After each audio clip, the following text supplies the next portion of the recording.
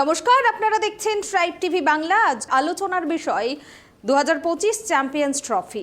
আগামীকাল দুবাই রয়েছে ভারত পাকিস্তান ম্যাচ, যেই ম্যাচকে ঘিরে কিন্তু ভারতের ক্রিকেট প্রেমীরা অপেক্ষা করে রয়েছে। ফেভারিট কে এই ম্যাচে? অবশ্যই দেখো, এই ধরনের আইসিসি টুর্নামেন্টে অবশ্যই ইন্ডিয়া পাকিস্তান ম্যাচ মানে গোটা শুধু দুই দেশের ক্রিকেটাররা নয়, গোটা পৃথিবীর যারা ক্রিকেট ভক্ত আছেন তারা কিন্তু এই ম্যাচটার দিকে তাকিয়ে থাকেন। পৃথিবীতে যত ম্যাচ হোক, অ্যাশেজে ইংল্যান্ড অস্ট্রেলিয়া দৌড়াত হয়, কিন্তু তার থেকেও বেশি জনপ্রিয় যদি ক্রিকেটে কোনো ম্যাচ হয় সেটা হচ্ছে ইন্ডিয়া পাকিস্তানের ম্যাচ। অল টাইম হচ্ছে হাউসফুল, অল টাইম একটা আলাদা উন্মাদনা, আলাদা উত্তেজনা। এই আর্চ রাইভাল, চির প্রতিদ্বন্দ্বী দুই দেশের এই ক্রিকেট লড়াই। ফলে আগামীকাল কিন্তু চ্যাম্পিয়ন্স ট্রফির মেগা ডে, মেগা সানডে বলা যেতে পারে।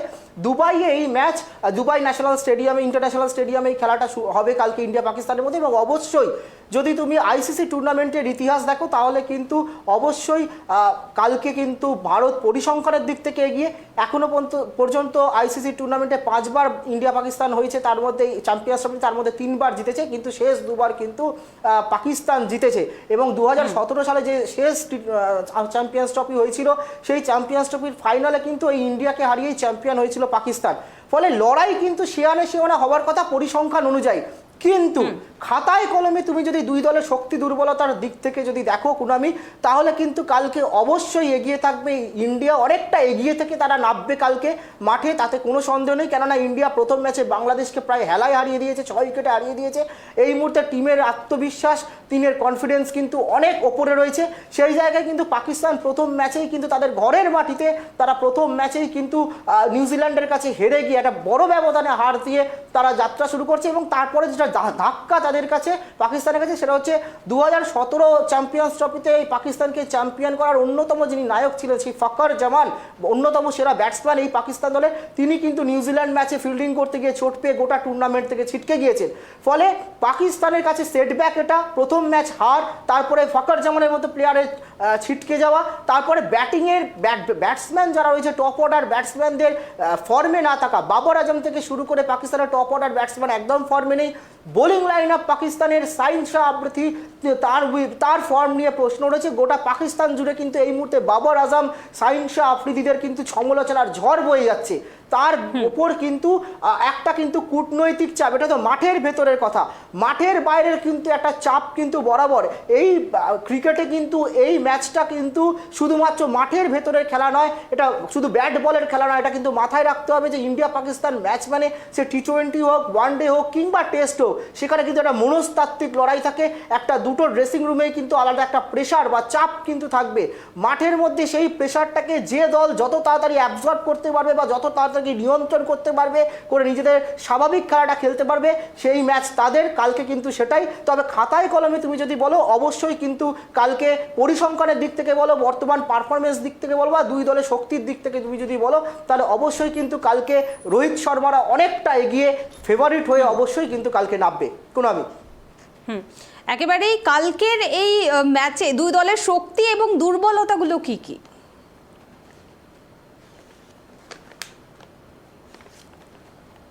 একদম কুনামি, দেখো অবশ্যই বলছিলাম একটু আগে যে ভারতীয় দলের দুর্বলতার জায়গা বলতে কিন্তু খুব কম। কেননা বাংলাদেশ ম্যাচ, বাংলাদেশ সেরকম শক্তিশালী কিন্তু দল প্রতিপক্ষ নয়। ফলে সেই দিক থেকে তুমি যদি বলো, ইন্ডিয়া টিম কিন্তু এখনো পুরোপুরি পরীক্ষিত নয়। কেন পুরোপুরি পরীক্ষিত নয় বলছি? কারণ মাত্র 6 উইকেটে ম্যাচটা জিতে গেছে। বোলাররা পরীক্ষিত, তাতে কিন্তু বোলাররা কালকে ফুল মার্কস পেল। ভারতের বোলিং শক্তি নিয়ে কোনো প্রশ্ন থাকার জায়গা নয়। মোহাম্মদ শামি চোট ছাড়িয়ে কামব্যাক করে 5টা উইকেট নিয়েছে বাংলাদেশের বিরুদ্ধে, এবং 200 ওয়ানডেতে 200 উইকেটের যে ক্লাব, সেই ক্লাবে তিনি নাম লিখিয়ে ফেলেছেন। হর্ষিত রানা, জসপ্রীত বুমরার জায়গায় চোট পাওয়ায় ছিটকে যাওয়ায় জসপ্রীত বুমরার জায়গায় হর্ষিত রানা, আর এক পেসার, দ্বিতীয় পেসার ভারতীয় দলের, সে বাংলাদেশ ম্যাচে 3টে উইকেট পেয়েছে।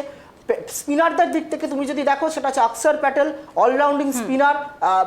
অক্ষর প্যাটেল 2টো উইকেট পেয়েছে, হ্যাটট্রিকটা হয়ে যেত যদি রোহিত শর্মা ক্যাচটা না ফেলতো। ফলে কিন্তু ভারতের বোলিংয়ে দুর্বলতার জায়গা আছে অবশ্যই, সেটা হচ্ছে কুলদীপ যাদব। আমরা দেখেছি কুলদীপ যাদবকে গৌতম গম্ভীর বলতে গেলে এক প্রকার জোর করেই চ্যাম্পিয়ন্স ট্রফির দলে নিয়েছেন, এবং কুলদীপ যাদবের এই চ্যাম্পিয়ন্স ট্রফির দলে কি করে জায়গা হলো সেই নিয়ে কিন্তু অনেক বিতর্ক রয়েছে। কারণ বরুণ চক্রবর্তীর মতো ফর্মে থাকা স্পিনারকে কিন্তু রিজার্ভ বেঞ্চে ইন্ডিয়া বসিয়ে রেখে দিয়েছে। ফলে কালকের ম্যাচে যে বরুণ চক্রবর্তী দলে আসে নাকি উইনিং কম্বিনেশন ধরে রেখে কুলদীপ যাদবকেই গৌতম গম্ভীর বা রোহিত শর্মারা খেলান। ফলে সেই জায়গায় একটা কনসার্ন রয়েছে। আর একটা যেটা ভারতের বোলিংয়ের দুর্বলতার জায়গা সেটা তোমায় বলবো যে সেটা হচ্ছে আমরা আগের দিন দেখলাম যে 35 রানে 5 উইকেট পড়ে গেল, তারপরে দুটো ক্যাচ মিস হয়েছে, একটা স্ট্যাম্পিং মিস হয়েছে। ফলে সেটার যুক্তি যেমন রয়েছে সেই জন্য বাংলাদেশ 228 করতে পারলো, 35 রানে 5 থেকে 228 রান তারা করলো। ফলে তারপরে দুটো ক্যাচ পড়েছে এবং একটা স্ট্যাম্পিং মিস হয়েছে।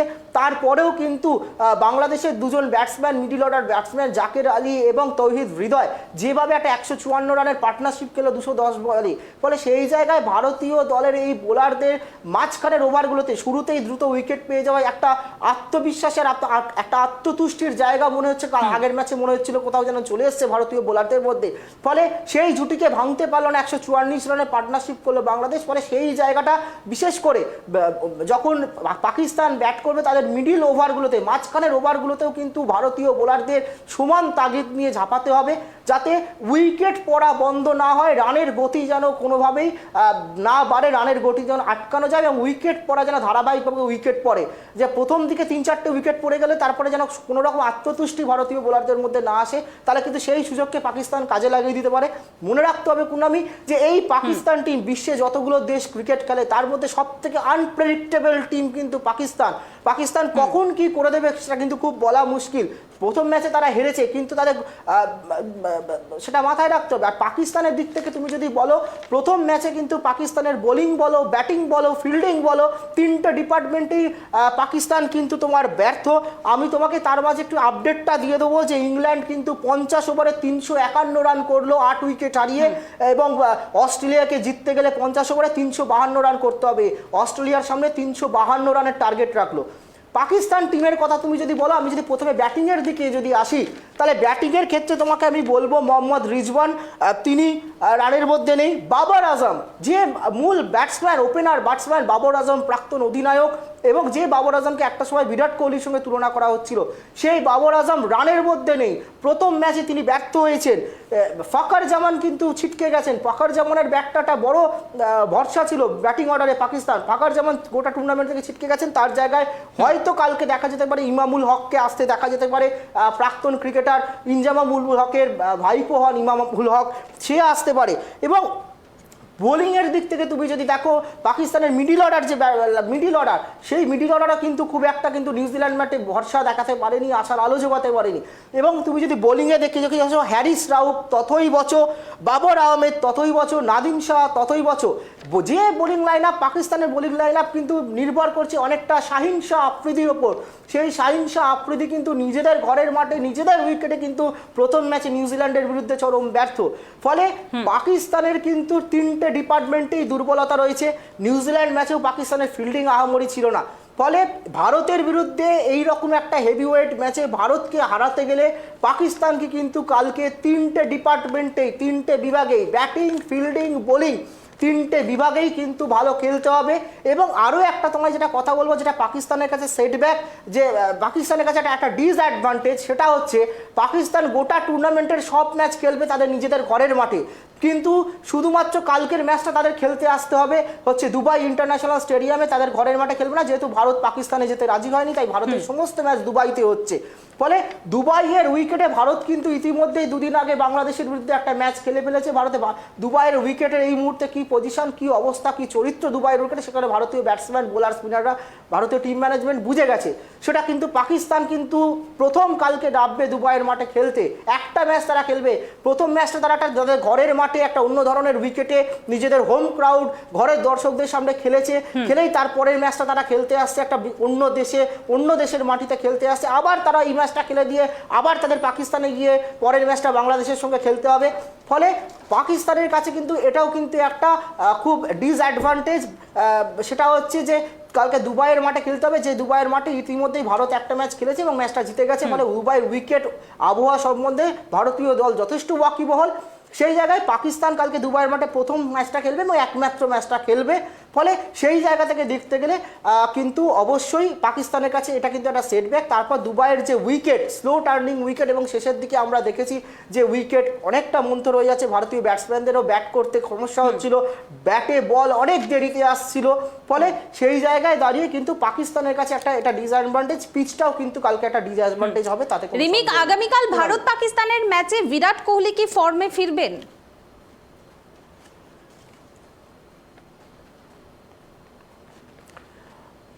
খুব বড় প্রশ্ন এটা। এই প্রশ্নটা কিন্তু এই প্রায় 180-190 কোটি ভারতবাসীর মধ্যে কিন্তু গত কয়েকদিন ধরেই ঘুরছে যে বিরাট কোহলির ব্যাটে কবে রান আসবে। এবার তোমায় বলে রাখি যে বিরাট কোহলি হচ্ছেন এমন একজন ব্যাটসম্যান, বা বিরাট কোহলির মতো ব্যাটসম্যানরা যারা এই স্ট্রেচারের ব্যাটসম্যান, এই লেভেলের ব্যাটসম্যান যারা, তারা কিন্তু কখন কামব্যাকের জন্য এই ধরনের বড় মঞ্চগুলোকেই কিন্তু বেছে নেন। প্রচুর সমালোচনা হচ্ছে বিরাট কোহলিকে নিয়ে, ইতিমধ্যেই এক একটা মহল থেকে এই দাবিও উঠছে যে বিরাট কোহলির কেরিয়ার শেষ, ওয়ানডে কেরিয়ার, টি-20-র মতো বিরাট কোহলিরও এবার ওয়ানডে থেকে রিটায়ারমেন্ট নিয়ে নেওয়া উচিত। অবশ্যই চ্যাম্পিয়ন্স ট্রফির পরে এই বিরাট কোহলি, রোহিত শর্মা, রবীন্দ্র জাদেজারা আর কতদিন খেলবেন যথেষ্ট সন্দেহ আছে। হয়তো এটাই বিরাট কোহলি, হয়তো নয়, এটাই বিরাট কোহলি, রোহিত শর্মা, রবীন্দ্র জাদেজাদের শেষ কোনো আইসিসি টুর্নামেন্ট হতে চলেছে। কেননা এরপরের বিশ্বকাপে বিরাট, রোহিত, জাদেজারা থাকবেন বলে ভারতীয় দলে মনে হয় না। ফলে বিরাট কোহলির মতো ক্রিকেটাররা কিন্তু অবশ্যই এই ধরনের বড় ম্যাচগুলোকেই তাদের কামব্যাকের জন্য বেছে নেন। ফলে সকলের নজর কাল বিরাট কোহলির দিকে থাকবে, এবং বিরাট কোহলিও, তোমায় আমি বলে রাখি, বিরাট কোহলিও কিন্তু রানে ফেরার জন্য মরিয়া, উদ্গ্রীব হয়ে উঠেছে। আজকে আমরা দেখলাম যখন ভারতীয় ক্রিকেট দল দুবাই ইন্টারন্যাশনাল ক্রিকেট স্টেডিয়ামে তাদের যে প্র্যাকটিস শিডিউল ছিল তার 3 ঘন্টা আগে কিন্তু, যেই সময় ভারতীয় দলের অনুশীলন ছিল দুবাই ইন্টারন্যাশনাল ক্রিকেট স্টেডিয়ামে, তার 3 ঘন্টা আগে বিরাট কোহলি দুবাইতে আইসিসির যে একাডেমি রয়েছে সেই একাডেমির মাঠে নিজে একা চলে গেছেন একজন ইউএইর মানে সেখানকার স্থানীয় বোলারকে সঙ্গে নিয়ে, এবং প্রায় ঘন্টার পর ঘন্টা সেখানে কিন্তু বিরাট কোহলি আইসিসির একাডেমিতে একা নেটে ব্যাটিং প্র্যাকটিস করেছেন। এবং তখন ভারতীয় দলের তার 3 ঘন্টা পরে ভারতীয় দলের অনুশীলন, কিন্তু তার আগে 3 ঘন্টা আগে আইসিসির একাডেমিতে গিয়ে একটা স্থানীয় 2-1 বোলারকে নিয়ে গিয়ে নেটে দীর্ঘক্ষণ বিরাট কোহলি ব্যাটিং প্র্যাকটিস করেছেন। ফলে তোমার কাছে শেষ প্রশ্ন, রবিবারের ম্যাচে দুই দলের রণনীতি কি হবে?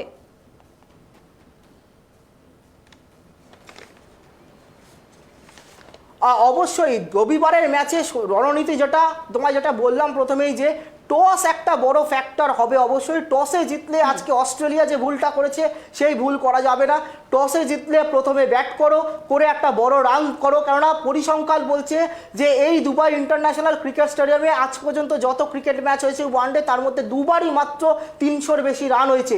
এই মাঠের গড় অ্যাভারেজ হচ্ছে 250 থেকে 270 রান। ফলে ইন্ডিয়া টিম যদি টসে জিতে চোখ বুঝে প্রথমে ব্যাট করতে হবে, একটা বড় রান করতে হবে, সেক্ষেত্রে ইন্ডিয়ার টপ অর্ডার ব্যাটসম্যান একটা শুরুটা ভালো করতে হবে। রোহিত শর্মা, শুভমান গিলকে দুজনেই ফর্মে আছেন, বিরাট কোহলিকে রান পেতে হবে, শ্রেয়াস আয়ারকে রান পেতে হবে, এবং মিডিল অর্ডারকে রান পেলে যদি ইন্ডিয়া 270 থেকে 80 রান তুলতে পারে প্রথমে ব্যাট করে, তাহলে কিন্তু ইন্ডিয়া অ্যাডভান্টেজে থাকবে। সে যে দলই টসে জিতে প্রথমে ব্যাট করুক, যদি ইন্ডিয়া পরে ব্যাটিং করে সেক্ষেত্রে কিন্তু ইন্ডিয়াকে চেষ্টা করতে হবে যে পাকিস্তানকে যত কম রানের মধ্যে আটকে দেওয়া যায়। যদি রান তোলাটা, স্কোরবোর্ডটাকে আটকে দেওয়া যায়, তাহলে পাকিস্তান তাড়াহুড়ো করবে এবং তাদের উইকেট পড়বে। ফলে রান আটকাতে হবে। যদি ইন্ডিয়া প্রথমে বোলিং করে তাহলে রান আটকাতে হবে ইন্ডিয়াকে, যাতে তারা পাকিস্তান তাড়াহুড়ো করে গিয়ে আউট হয়। আর যদি ইন্ডিয়া প্রথমে ব্যাট করে তাহলে কিন্তু শুরুটা দুরন্ত করতে হবে রোহিত, শুভমানকে, বিরাটদের, এবং একটা 270 থেকে 280 রানের স্কোর তুললে কিন্তু অবশ্যই কালকে ইন্ডিয়ার পক্ষে এই ম্যাচ জিততে খুব একটা অসুবিধা হওয়ার কথা নয়।